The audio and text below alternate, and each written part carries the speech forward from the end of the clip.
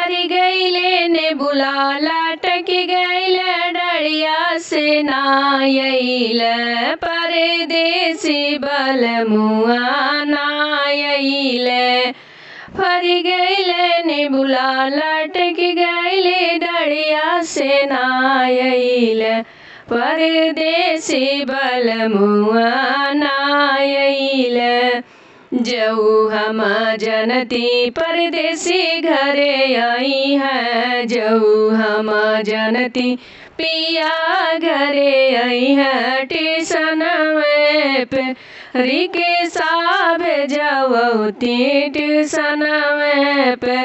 Ricky साब जवती टीसन में पे अपने बैठती पिया के बैठवती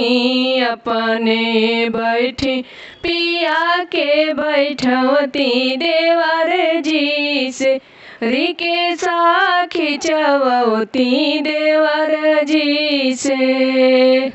जऊ हम जनती पिया घरे आई है जऊ हम जनती पिया घरे आई है टीसन में पे जीवना बनावती टीसन में पे जीवना बनावती टीसन में पे